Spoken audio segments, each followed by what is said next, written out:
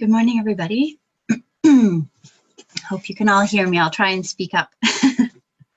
My name is Mary Collier. I'm the Professional Development Program Manager at the Ontario Museum Association, and I would like to welcome everybody to Making Engaging Online Projects. So before we begin, I'd like to respectfully acknowledge that Toronto, where the OMA offices are located, has been the site of human activity for over 15,000 years. This land is the territory of the Mississaugas of the Credit, Haudenosaunee, and Huron-Wendat. And today, Toronto is home to many Indigenous people from across Turtle Island. And we're grateful to have the opportunity to work in the community on this territory.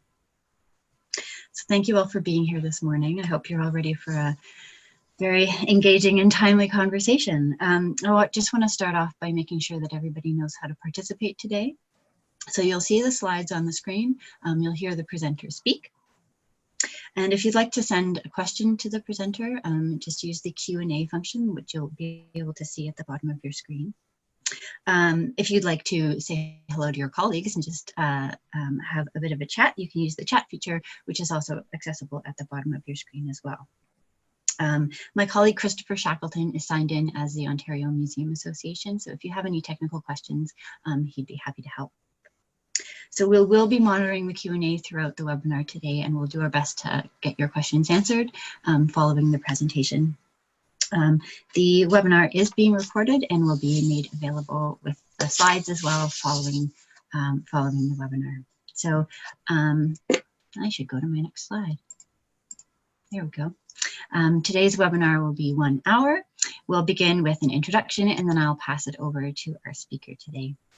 I'll make some quick announcements following the discussion, and then we'll wrap up around 11 a.m. So I'm very pleased to introduce our speaker for today. Megan Richardson is the director of the Virtual Museum of Canada. Megan has more than 25 years of experience in museum education, digital technologies, and management at national museums, advocating for a visitor-centered, evidence-based approach and for using digital as a tool for access and engagement around museum collections. So I will let Megan take it from here. Thanks very much, Mary. Good morning, everyone. Thank you for being with us in such large numbers. The bottom of the screen is indicating 100 participants on the call, so that's a really amazing turnout. Thanks for being here, particularly since we kind of pulled this together last week. So I'm really delighted to be with you this morning.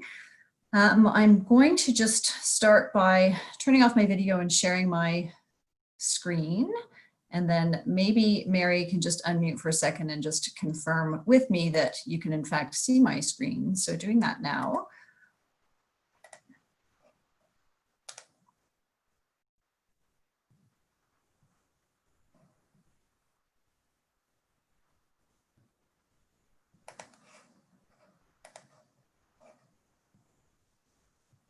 Okay, we're good. We can see you. Good to go. Excellent. Okay, so I just wanted to start by acknowledging the challenges that many of you are facing, and also all the talk these days about museums going online and doing digital projects.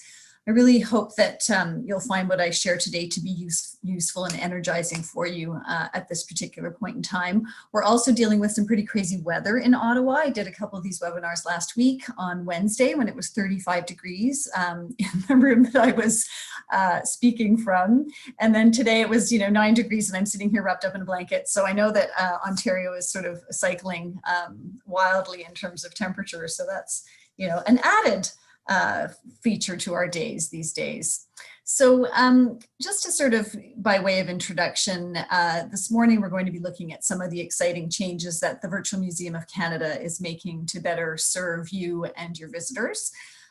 We'll also look at the benefits of VMC funding, so why it's a good idea to do these kinds of online projects. I'll show some really great examples of projects we've invested in the past, and I'll share some tips for developing your own online project.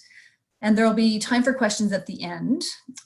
So do, save those up as we go along and put those in the chat at the end, and Mary will funnel those over to me. So to dive in, I'm going to start with who we are and what we do.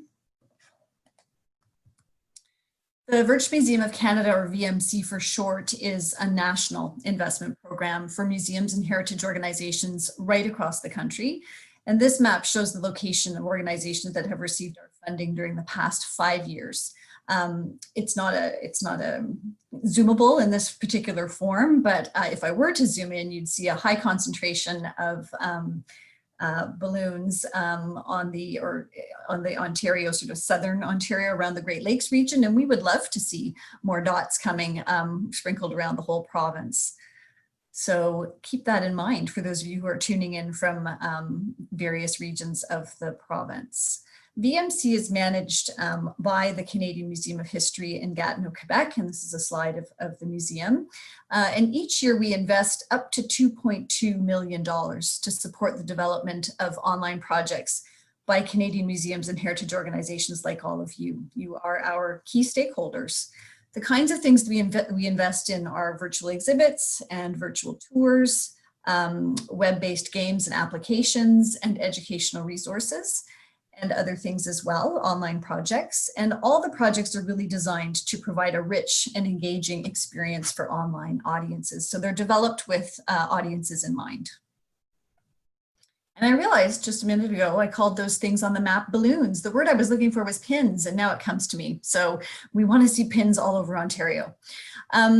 It would also be really great, I mean, it's hard to do with Zoom, but it would be great if people identified themselves in the chat or to me later on during the question period if you've received VMC funding from us in the past, or if you have our funding now. We've done a number of projects from Ontario, over the years, and there are many on our website. And some are in development. And even just within the last year, we've launched projects by the Secrets of Radar Museum, the McMichael Canadian Art Collection, the Maryborough Lodge and Fenelon Museum, and the North Lanark Historical Society, all fine Ontario institutions. And since 2014, we've invested more than $12 million in 168 projects. And the projects are large and small, and they're from institutions and organizations right across the country. In the past several months, we've launched projects on subjects as diverse as places where Quebec Indigenous youth like to gather, this project called Hanging Out.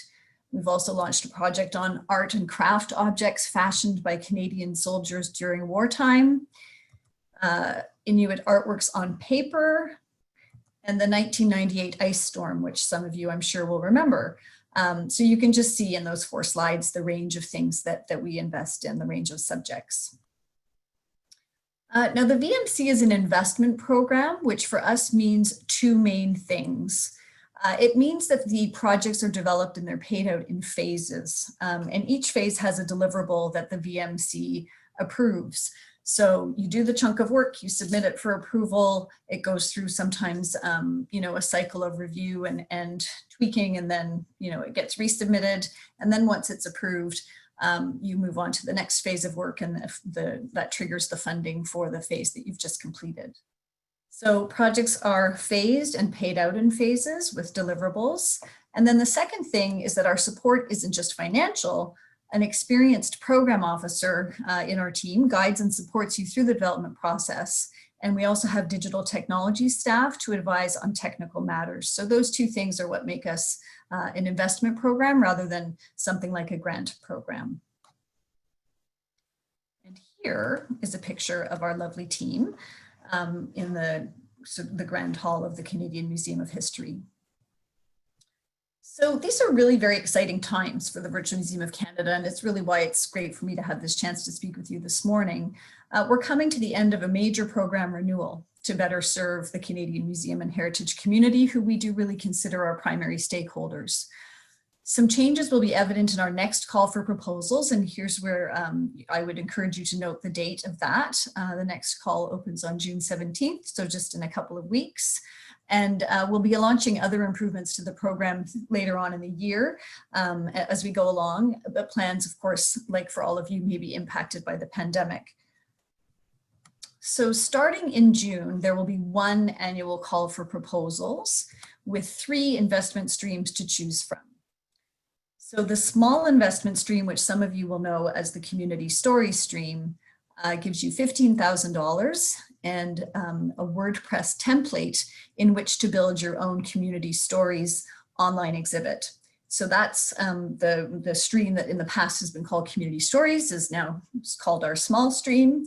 And then there will be a medium and a large stream, which I'll get to in just a moment. But A community stories project, for those of you who are interested, looks something like this. This is the template that all of them are built in. Obviously, they would have different subjects and different page layouts and different content.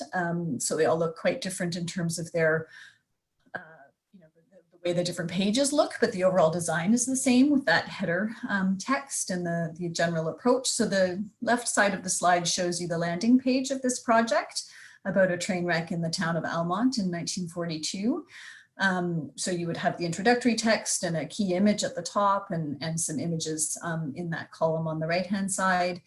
And then the other page that I just have up there on the right-hand side of the slide is an example of one of the gallery pages where you gather up the content from the online exhibit, and it's available sort of in a gallery format. You can navigate that way. There can also be audio and video content, which you can see from the little icon on a couple of those images on the right. So that's what our community stories projects look like. We also have the medium and the large investment streams. The medium stream gives you $50,000 to $150,000. And the large investment stream gives you $150,000 to $250,000. And both of those streams allow you to build an online project from scratch. So unlike the community stories stream, the small stream where you would have a WordPress template to work from, there's no template for these two investment streams. You build your projects from scratch, working with a web developer who helps you design and develop the user experience using digital tools and technologies. So the medium and large investment streams include a step called the quick pitch.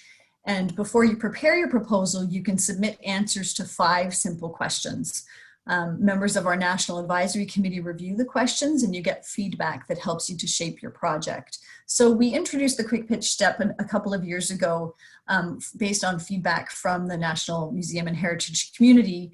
People were telling us that they would really appreciate the opportunity to get some early feedback on their proposal or on their project idea before they would go to the effort of filling out a whole proposal, which is, you know, it's not a small amount of work. We have streamlined our questionnaires and developed some additional sort of resources and guidance for you, but filling out a proposal is still, you know, it's a significant chunk of work. So the quick pitch allows the medium and the large investment stream applicants to get some feedback on their ideas before they launch into a full proposal. So this June, we're also taking the application process for all 3 investment streams online. The proposal forms have been simplified so that the questions flow more logically, and there are lots of helpful tips. As I just mentioned, we've piloted the online application process last fall and it worked very well. And other big changes to roll out later this year include a new name for the investment program. So we're changing our name from the Virtual Museum of Canada to Digital Museums Canada. We feel that Virtual Museum of Canada suggests a destination that people should go to find content, whereas Digital Museums Canada captures the flavor of a national investment program for the museum community, helping them do these ultimately digital projects, these online projects. So the new name is exciting. We also have a new mission statement to go along with that, and I'll just give you a moment to read that.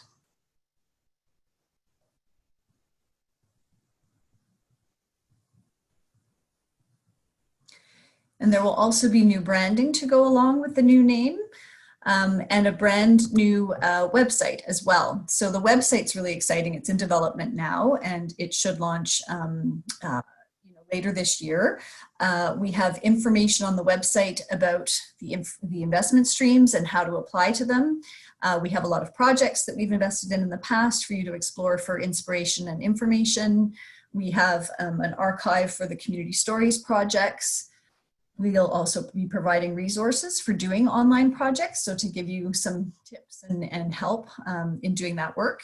There will be a glossary of terms, as well as answers to some frequently asked questions to help you navigate the investment program and the application process. So do encourage you to stay tuned for all of that. We're really excited. It's coming along really, really well, and we look forward to sharing that with you later this year. And we should also, the website, the brand, the new name, I think really reflects our new mission very well. And all of this should sort of give you an idea of what the investment program is and how it's changing to meet your needs. So we're going to shift gears a little bit and look at some of the benefits of doing an online project. And I'll illustrate this section of the talk with some projects that have received our funding. So when we think about benefits or talk about benefits, think about them in two sort of broad groups. We can divide benefits in terms of those for users of the online project, as well as benefits for the organization that's actually doing the online project. So if we start with benefits for users, an online project can do a lot of things, and an obvious one that I'll start with is it can allow users to experience diverse stories and unique digital experiences. And in this example that I'll give here, I mentioned it earlier in the talk. This is a virtual exhibit called Hanging Out by La Boîte Rouge Vif, and it was co-created by La Boîte Rouge Vif and Indigenous youth from 5 Quebec communities. And they used 360-degree video to invite visitors into significant life moments and cultural activities in the youth's lives. The project was filmed with 6 GoPro spherical cameras and also in 3D audio. So the sound surrounds you. It's really quite wonderful when you immerse yourself in this project. And you can navigate and explore these special places and events with the young people at your leisure. You can literally use your mouse or your arrow keys to move in 360. So another benefit to users of creating an online project is that users are able to access rich material. This example is from Ontario. It's by the Textile Museum of Canada.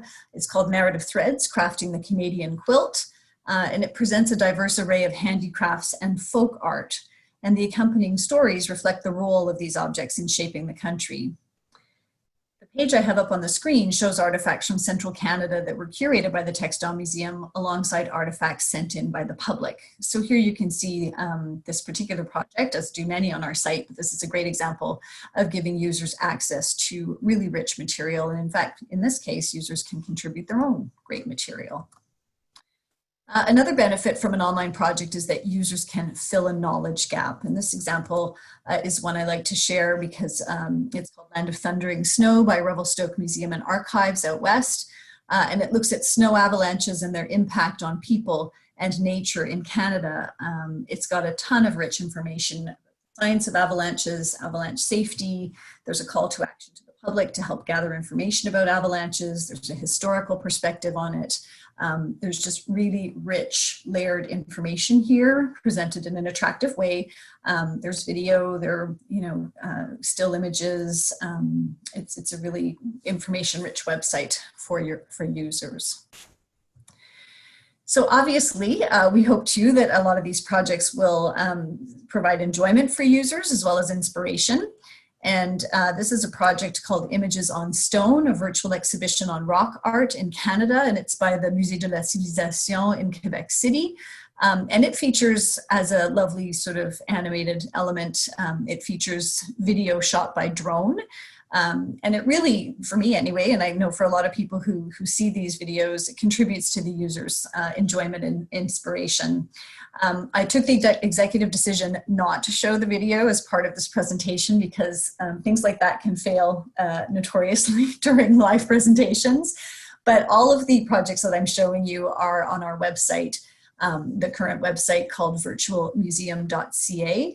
And if you just note the titles of the projects, you can find them very easily by searching for them or by searching by most recent projects. Many of these projects are quite recent. And these drone videos really are lovely. You sort of float over the landscape and you have a real sense of place. This particular one was shot in Pepachapa, Sinican, an open air site of rock paintings, which is on a lakeside cliff in the upper North Shore region of the St. Lawrence River. And it really does capture the sense of being there, which is, something that would not be easily accessible. With online projects, users, of course, can learn a new skill. And in this project here by the McMichael Canadian Art Collection, this one's called Inigat Iligit, Users are invited to learn some of the skills of the curator and to share their selections online. The website showcases more than 4,000 works of paper from the West Baffin Eskimo Cooperative, and it allows people the opportunity to look at a wide range of material and also assemble it into their own curated exhibitions. So learning some of those curatorial skills along the way. So online projects can also inspire users to shift an attitude or a behavior. And this one that's in development called Celebration 90, Canada's Gay Games, is by Vivo Media Arts Centre. And it's a community stories project. You see the template there. It traces the evolution of Canada's gay games and uses firsthand accounts to draw attention to a critical moment in Canadian history, which was a critical moment in the fight for Canadian LGBTQ2S+ rights. So finally and importantly, all of these benefits can, of course, inspire someone to plan an actual visit to the museum or heritage organization that created the online project. And I'm sure that's of grave concern to many of you during these uncertain times, not being in your buildings in I'm sure most, if not many, if not most cases or all cases. There is concern about foot traffic and getting people to come back once museums are able to reopen. We have found, and some of our funding recipients have told us, that having an online project can in fact translate into people visiting the museum. So after doing a community stories project with our support, a museum in Quebec wrote to us to say the following.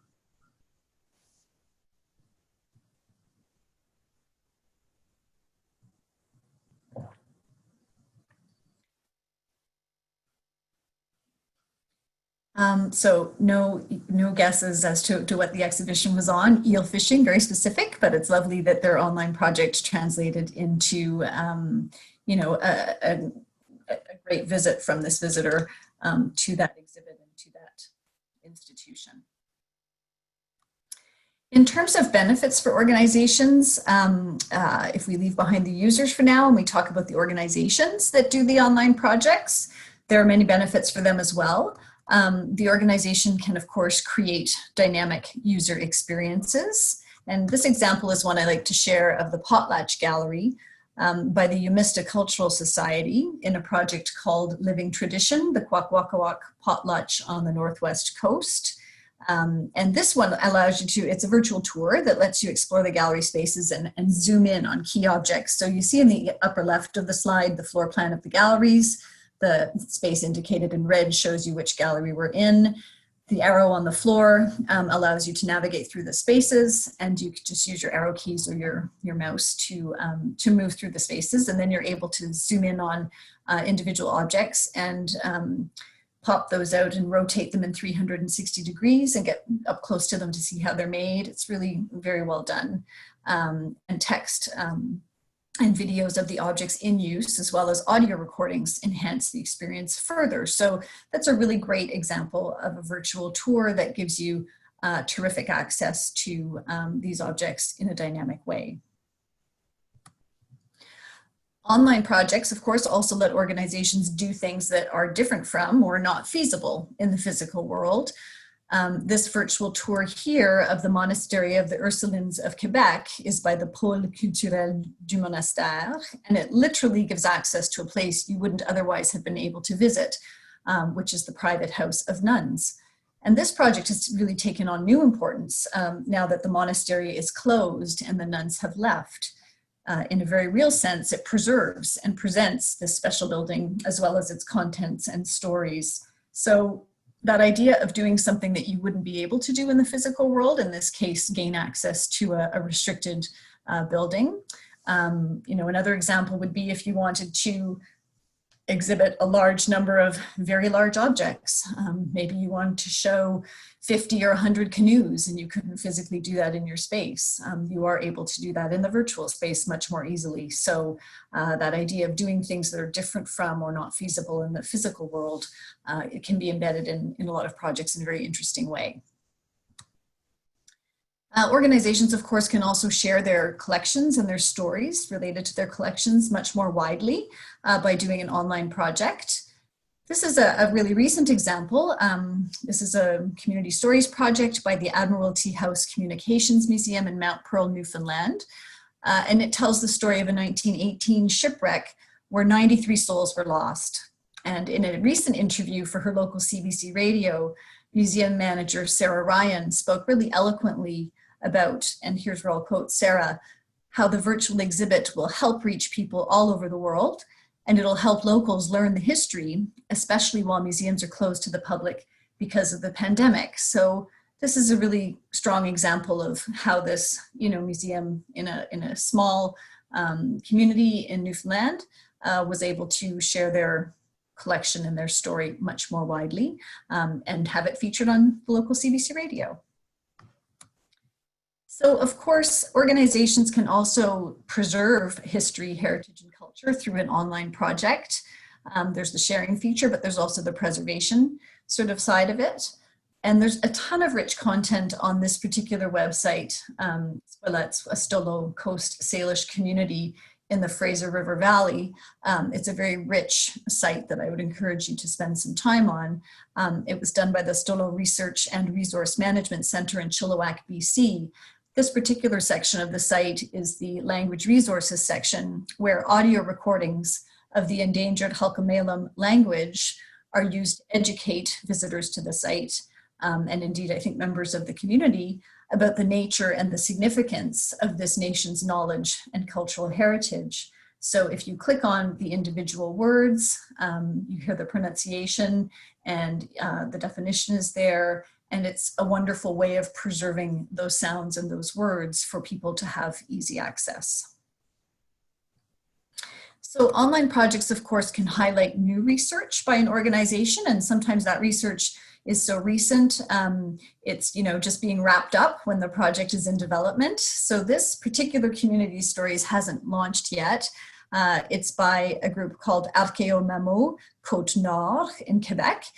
And it showcases in a really accessible way recent archaeological research that was conducted by the organization's team with the help of students, volunteers, and local Innu people. So this will be one of our community stories online exhibits. Just show you some images from the exhibit here.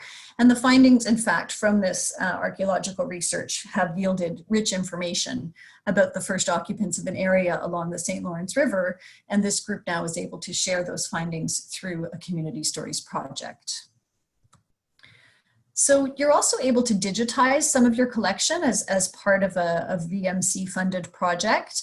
I will say here that we don't invest in straight digitization projects. If you were to approach us and say that you wanted to, simply digitize 20,000 photographs or 10% of your collection, we wouldn't fund that kind of a project.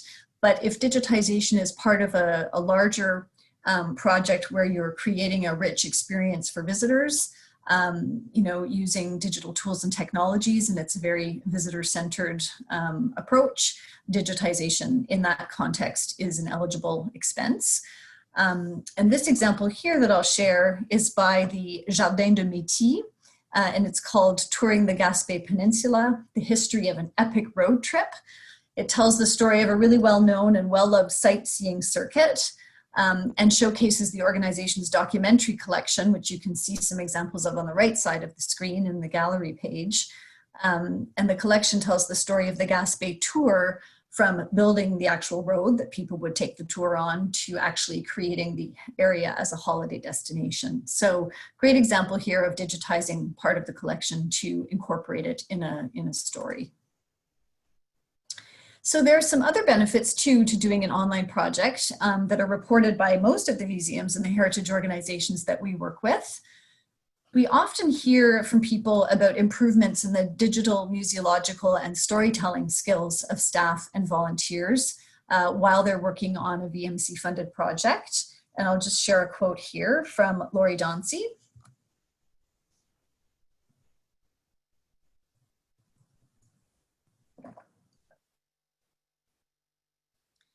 We hear from people as well that doing an online project with VMC funding can help to build their online presence, which is something that the pandemic is showing us, I think, over and over, is more important than ever. So here's an example of someone who really benefited in that way from building the online presence, from Lindsay Foreman.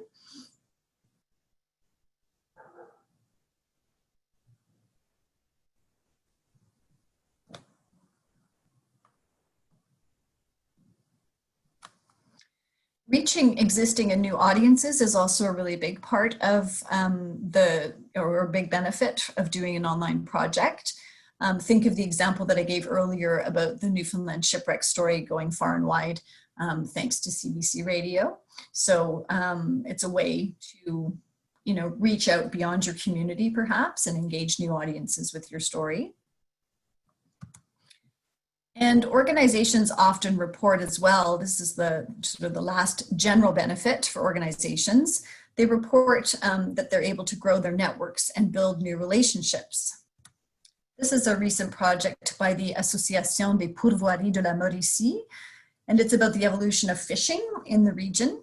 And this project really benefited from the collaboration of the Council of the Atikamekw Nation. And there are plans, in fact, to translate the online exhibit into a third language. All of the VMC funded projects have to be produced in English and French.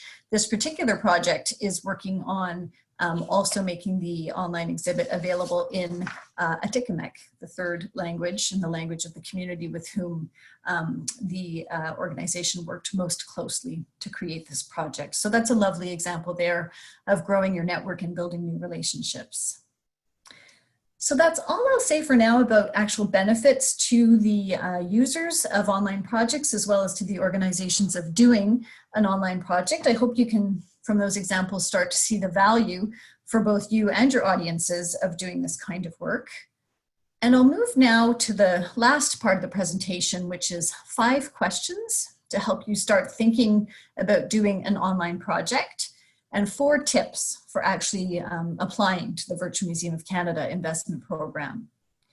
So let's start with the questions. While the questions seem simple enough, they are deceptively so.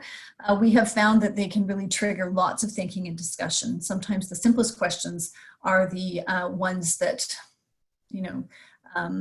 prompt the most discussion and the most reflection, and then, great strong answers hopefully emerge. So the first question that we really encourage people to think about when they think about embarking on an online project is, what is your project about? And this is when you identify the subject of your project and what it is that you want to say about it. So we encourage people to think about the main message or the big idea that they want to communicate. And we remind them that one subject can have many different main messages. For example, an online project about climate in Canada can look at the science behind climate change. It can look at how Canadians' changing views about climate impact a sense of Canadian identity. It can also look at how living in one of the planet's most diverse climates is inspiring technological innovation. So just from that one subject or topic of climate, 3 very different approaches could emerge. And in fact, obviously there are many, many more, but the idea that, really sort of honing in on what aspect of your subject you want to focus on, what is that big idea or that kind of main message. The next question we encourage people to ask is, the all-important, who is this online project for? This is really the question about the audience or the audiences that you want to reach, and why it's important to reach them. And we really encourage people to be specific. It's very common for us to receive proposals or expressions of interest where people say that their project is for many different groups. We have in the past had some that, where people say their project is for everybody will enjoy this. And we, would really just say that one size doesn't fit all.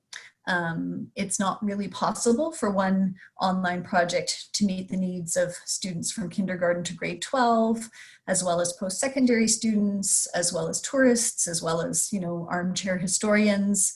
That would be quite a heavy burden to put on the shoulders of one online project. So we do encourage people to target specific audiences because online projects are more effective when you do that. It's a good idea to imagine a few types of users that you would like to reach with your project, and then to think about what they know about the subject. how they might consume online content, and why they would engage with your project. If you have research and evaluation, or if you can do some research and some evaluation with your ideas and your approaches, you know, speaking with a sample of your audience, that's always a great idea. And it's a good idea to prioritize your audience types so that you really end up with a main audience, and it's okay to have a secondary audience as well, but really to bear in mind that you're speaking to a group of people who have maybe specific needs and interests, and then to bear those users in mind as you develop your ideas. So the third question is, what experience do you want your users to have? And this is where you really start to put yourself in the user's shoes and to describe the experience of your project from their point of view. This particular approach can apply more to projects aimed at the medium and the large investment streams, where the whole user experience is designed from scratch rather than that community stories template.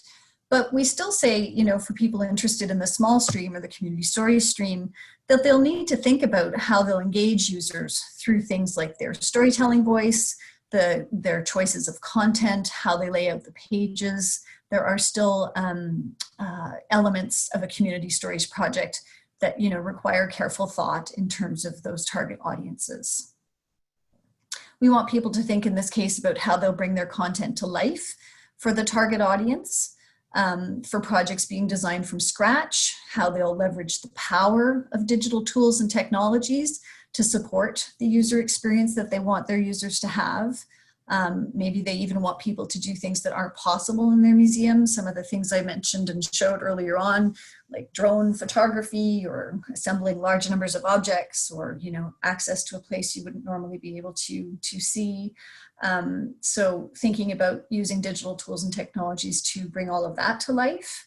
And, you know, really having that sort of sit and think about, okay, we have a target audience, we have a story we want to tell, we have an angle on that story, and what are we going to use in terms of tools and tech for the medium and the large stream projects to really make that happen, to really sort of fulfill our vision for that audience. So the next question is, who could you work with to make your project a success? And this is where you think about the institutions or the individuals or the groups who will work on the project, contribute to the project, or support the project. And what expertise do you need on your team? And what roles will people play? What different roles will people play? Think about roles like subject matter expert, researcher, writer, editor, translator. You might need a videographer, someone to do digitization. You might need someone to consult with the community and coordinate community consultation. You might need members of your target audience to test aspects of the project for you. And then, of course, if you're doing a project in the medium or the large stream, you'll need to think about web developers, accessibility expert, etc. So there are some technical digital roles that would need to be filled as well. So the fifth and final question applies to projects in the medium and the large investment streams only. And that question is, which digital tools and technologies could you use to support the experience that you want to create for your audience? And this is where you start to think about what's available technologically to help you create the experience you want your users to have. And VMC funded projects have to meet our technical specifications around things like accessibility and mobile. So it's important to keep those things in mind as your ideas start to take shape. So good idea when the call for proposals opens on June 17th to read through all the guidelines and, you know, go into, if you're interested in filling out or preparing a proposal down the road, going into the application, the online application platform, and looking at the proposal questions, reading the technical specifications, just gathering all that information about the program and making sure that you understand what the requirements are.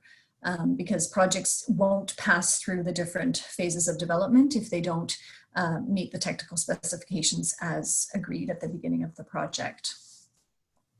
So if you decide to apply for investment, the 5 questions that I've covered: what is it about? Who is it for? What experience do you want users to have? Who could you work with? And which digital tools and technologies could you use? These 5 questions will form the basis of your application. And if you receive the funding, they'll also be the foundation you build your project on. And in fact, I would argue that these are great questions for many, many different types of museum programs, not just online projects. Maybe not the digital question so much at the end if it's not a digital program, but always being mindful of, what it is that you're trying to say, who you're trying to say it to or engage with the content, what kind of experience you hope that they'll have, and how you can deliver that experience. So I'm going to end with 4 quick tips for those of you who think you might apply for VMC funding. And I've written the tips from the perspective of someone who may have looked at the projects on our website, virtualmuseum.ca, but who may not know which stream they should apply to. So the first tip is when the call for proposal opens, check your eligibility. The eligibility criteria for the small investment stream, the community stories investment stream, are different from the medium and large investment streams. Not hugely, but there are a couple of differences. And the eligibility criteria are described in the guidelines and built into the online application process for each investment stream. So good idea to check your eligibility right off the bat. Tip number 2 is to read everything carefully. It goes without saying, there's quite a lot of detail in the guidelines documents, as well as the proposal form. So good idea to read through everything, and note that the guidelines for the small investment stream are different again from the medium and the large investment streams, which are more similar to each other. And as I mentioned just a minute ago, read through our technical specifications if you're thinking of applying to the medium or large investment stream.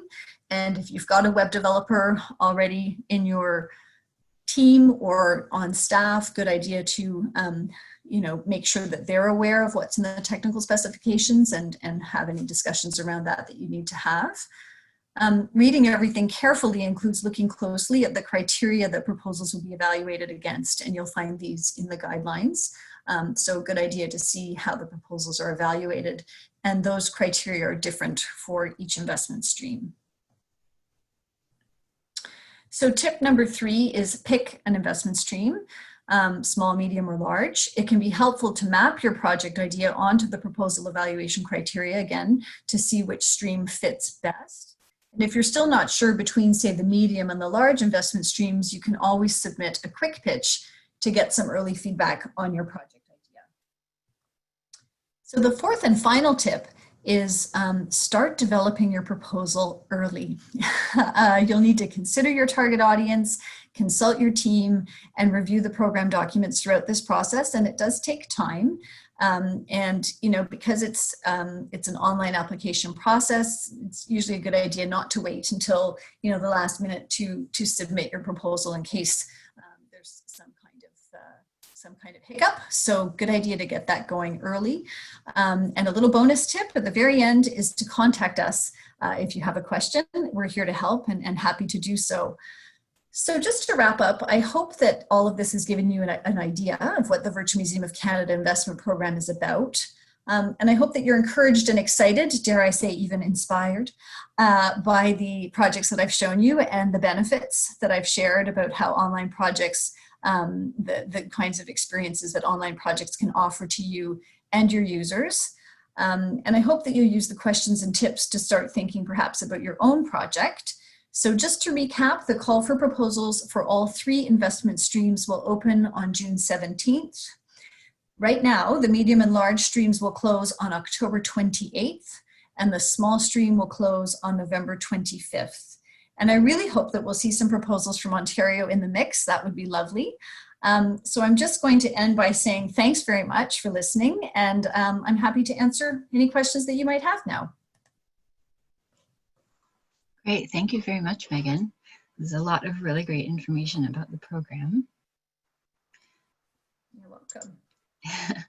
So we have had some questions come in, and I think I might start with Irina's question, and it's a little bit about audiences. So how do you, she asked if you could talk a little bit about the concept of the online audience, and how these are conceptualized and how they differ from visitors. So if that's how museums are normally thinking about their audience as physical people coming in, how is it different for online audiences?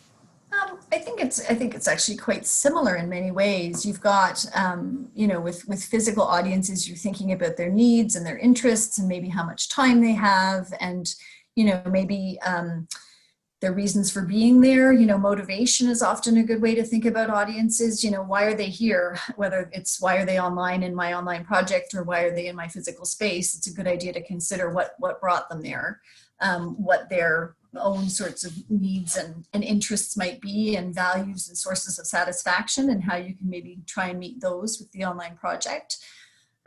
Maybe a different feature of digital, but I think you could argue you can apply the same sort of logic to a physical museum experience. Maybe a slightly different feature is, how does this fit into someone's digital day? You know, what other kinds of tools and technology are, or is that person engaging with through the day? You know, are you reaching out to someone who pre-orders their Starbucks coffee and picks it up, who, you know, watches 9 streaming platforms at night at home, uses Uber Eats, uses Uber, you know, all the different music platforms. So, you know, is it someone who's very digitally savvy and comfortable with all of this and has a very digital day, or is it someone for whom this might be, you know, a bit more out of the ordinary for them? So, you know, maybe digital savviness or the degree to which, you know, digital is part of that person's life is maybe a special flavor for a digital project, and something you might want to think about.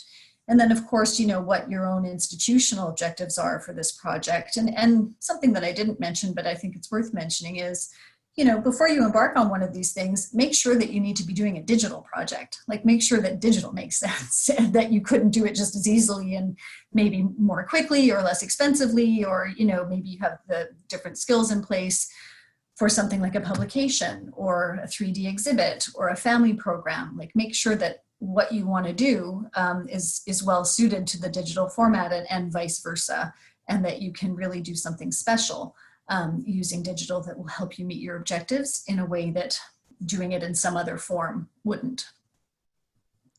That's many answers to one question, but covered a few bases there. Yeah, absolutely. That's a lot of good, interesting ways to think about it. A little bit of a follow-up question that Irene has, and correct me if I'm wrong, Irene, in the chat, but if I'm interpreting your letters here correctly, but how can, and I think it's diversity, equity, and inclusion principles, be applied for online audiences? And we also had a question come in with registration about serving audiences with special needs, for example. Yeah, so the audience with special needs one, you know, we have all of the projects that receive our funding have to meet our technical specifications as they go through the process of developing their online project. And these specifications cover ways of making your content accessible to all users, regardless of their abilities and the platform or the technologies that they use to access it. And that would, of course, include participants with special needs. So we're aware of the importance of accessibility in online projects, and that is embedded in our technical specifications. There is an international standard called the Web Content Accessibility Guidelines. WCAG is how it's affectionately known, WCAG. The current sort of standard is 2.1, and if you are compliant, or if you are, you know, endeavor to meet those standards in your online projects, you will be doing much for visitors with special needs, but also people who may have low or limited bandwidth, because, you know, those kinds of solutions work for many different kinds of visitors. And in fact, you know, if you're familiar with the term of a curb cut, which was, you know, originally designed for citizens with disabilities, it also works incredibly well for hand cart pushers or mothers with strollers, or someone, you know, on a skateboard who should be on the sidewalk. But, you know, the idea there is that one solution can be beneficial to many. So that's embedded certainly in our technical specifications, and is very much a part of what we think about. Great, thank you. There've been a couple of questions about hosting. So whether community stories specifically need to be hosted on the VMC website, and whether larger, the medium and large size projects are hosted at VMC or can be hosted on people's own websites, and how they can drive traffic to their own sites as well. So the community stories projects are all hosted by the Virtual Museum of Canada, so they're hosted on our servers. And the medium and the large projects, it's a requirement that they be hosted, or that the organizations who develop the project make arrangements for the hosting. So we don't host the medium and the large ones. But, you know, so we encourage people to either host them on their own websites if they're able to, or find a solution for hosting that way. And then, you know, it's part of the organization's responsibility to promote their projects through their website and other means. Okay, and a bit of a follow-up about kind of evaluation. You know, Rhonda was asking about getting information about traffic and how many users, et cetera, have been using the projects on the VMC website. And if there's a means that VMC can share impact data associated with these pages. And just generally, we had another question about how do you evaluate the success of these projects and the user experience. So the individual projects are, you know, in the technical specifications, we talk about Google Analytics, and they need to be embedded in the individual projects so that that kind of data can be, you know, easily accessed by the organization who has developed the project. So Google Analytics are part of that landscape. So you would be able to track visitation that way. The kinds of metrics that we use for the investment program are more along the lines of, you know, where are the proposals coming from? Are they coming from, you know, all regions of the country? You know, what kinds of numbers are we getting? So those are the kinds of metrics that we focus on for the investment program. And when the website switches over to being Digital Museums Canada, the key stakeholders, of course, as I mentioned earlier in the presentation, are the Canadian Museum and Heritage community. So we'll be looking at the kinds of, you know, traffic to the website from those users, because those will really be the stakeholders for the program, and you know, that's who we're interested in reaching out to, and part of the reason I'm here today. Great, thank you. There have been a couple of questions about sort of equipment. So equipment for production of video and applications for virtual tours. Does VMC do any kind of recommendations for those kinds of things, or help applicants to source the best applications and equipment for their projects? So we, part of the new website will be a section of resources, sort of like a toolbox or a toolkit. So that's in development, and that will be an ongoing effort if we're able to, you know, it's good to hear from people what they're interested in having help around. It can often be quite program specific as well, or project specific. So if you're applying through the community story stream, your needs technologically would probably be, you know, quite simple. You'd have to have someone who could build the project in the WordPress template and who felt comfortable doing that. And there's a, you know, there's a set of instructions as to how to do that, and we do provide support. But, you know, in a community stories project, you're probably looking at audio, video, and digitization would be sort of the suite of technical requirements there. The medium and the large projects can have, you know, a much wider range of things. And I would say that it's a good idea to have that conversation with the web developer or the digital creative agency that you're working with. They should be able to solve some of those problems for you and answer some of those questions, because they would have, you know, the current expertise about what tools and things are available on the market. You know, the project that I showed earlier, the Hanging Out project, those videos were shot in GoPro 360 video using GoPro cameras. So that's how they solved that problem. But I'm sure they arrived at that through a, you know, a conversation between the museum organization or the heritage organization and the technical people. So, and it does change quickly. These kinds of, you know, equipment, their technology advances really fast, and there are new affordable things on the market every year. So it can be, you know, a good idea to look back. If it's video cameras, for example, you can look back at the reviews from the cameras that were released in 2019 and see what, see what the reviewers say, but we don't provide a service per se of recommending specific devices. That's really something that you could probably explore with your web person. All right, thank you. We've had a couple of requests to just repeat the closing dates for the application. Okay, yeah, sure. So the medium and the large streams will close on October 28th. And the small stream, the community stories stream, will close on November 25th. And if you're familiar with the community stories from past years, you'll know that those dates are different. The community stories stream usually opened in November and closed in February. We're lining them up so that, people have the chance to kind of see all three streams at once and make decisions that way.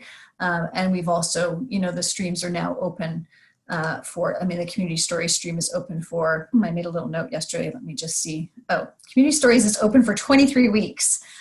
So the small stream is open for 23 weeks and the medium and the large are open for 19 weeks. So that gives people a lot of time to prepare a proposal. All right, thank you. Let me just see, we have time for probably one more question. And just in terms of when the guidelines are available, that will have more information specifically about eligibility in terms of what kind of an organization you need to be. We've had some questions from organizations like cemeteries, for example, that may not be, museums or specific heritage sites. So read through the guidelines when they're available on June 17th on our website. And the content right now, we sort of have two URLs. So the one where you'll find all the projects that I referenced today is virtualmuseum.ca. The one where you'll find information about the call, and they cross link, so you can navigate easily from one to the other. But the one where the investment program information and the call for proposals information will be is vmc.historymuseum.ca. And you would go there to find, all the latest information. And the guidelines do change a little bit from year to year. And sometimes some of the questions on the proposal form change, or some of the, templates to fill in change. So always use the materials from the current call for proposals and not previous calls for proposals. And the eligibility, and if you have questions around eligibility, there's ample opportunity while you're filling out the eligibility part of the application process to shoot us an email and ask us your specific question. Great, thanks. And just kind of one more question about the timing of things. So after the calls for proposals close, what's the turnaround time for notification? So if people are sort of planning their project, when would they imagine it might be able to start? So the medium and the large announcements are made towards the end of March, early April. So best case scenario to start one of those projects really wouldn't be before May 1st. And the small, because we haven't done it on this timeline before, it takes about 9 weeks, 10 weeks to turn around the proposals. It will also depend on the volume of proposals that we receive. So we're, I'm hesitant to put an actual date on the smalls, but it would certainly be by the end of March. So a start date for a small of maybe May 1st as well is not a bad idea. And, maybe you're able to start earlier than that and advance the whole thing by a month, but much will depend on how many proposals we receive. All right. Do you anticipate that it might be higher this year just because of the situation, or?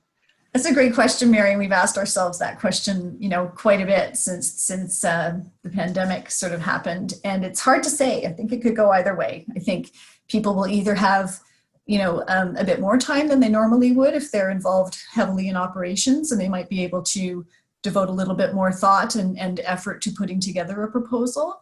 I think people need to be mindful too, though, that it's a commitment of at minimum 11 months, and it can be, a multi-year project. So it doesn't happen overnight. So in that sense, people may have more time and be more keen.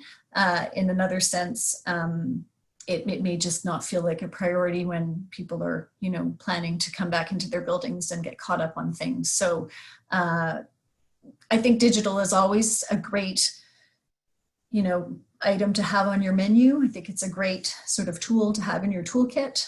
It's a good thing to have as part of your overall visitor offer. So I'm thinking that people will have also seen the value of that in the last couple of months, and be maybe a bit more oriented that way. So fingers crossed, and we'd love to see a bunch come in from Ontario too. That would be great. Wonderful. Well, I hope so. I hope everybody's anticipating this, and we'll take a look at the guidelines when they come out. So I just want to thank you so much, Megan, for sharing all this with us today, giving us some excellent things to be thinking about in the run up to those application deadlines. And I want to thank everybody for joining us today. And I just have a couple of quick announcements to make before we sign off. I'm just going to share my screen once again. Just a quick reminder that tomorrow is our next Museums Connect on OMA member check-in, so please do join us for that. You can find the registration link on the calendar on our website. And also keep an eye on the calendar for other upcoming webinars. Normally Tuesdays at 10 a.m., so keep that spot available. Thanks very much, Mary. It's been, I don't know if that's the end, but I just wanted to say thank you as well. And thanks for having me this morning. And thanks to everybody for being here. It's been a real pleasure. Thanks so much, Megan. We have been making these webinars available free of charge during these very challenging times. And if you're able, there are some things that you can do to help support the OMA. So if you are already a member, please do renew your membership when you get a notification. If you're not a member, consider becoming one, and make sure you're getting all of the latest information from the OMA. And otherwise, please consider making a donation, which you can do on our website or through Canada Helps. And we really do appreciate all the support of our members. Even just your participation in events like this is really what makes us such a fantastic museum community. And just a reminder about our COVID-19 resources page, which you can find always linked from the homepage of our website. So we update regularly with resources as they become available.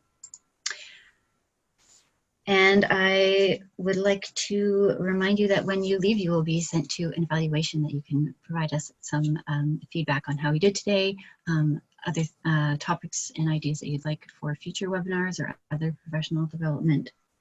And there's also some additional questions on that form about digitalization of museums, which is something that we're looking into, and ways to find a little bit more about your understanding of that process for museums. So if you can provide that information on the evaluation as well, it's very useful for our work going forward. And that is about it. So thanks again, Megan. Thank you everybody for joining us, and have a wonderful day. Thank you. Take care. Bye-bye. Bye-bye.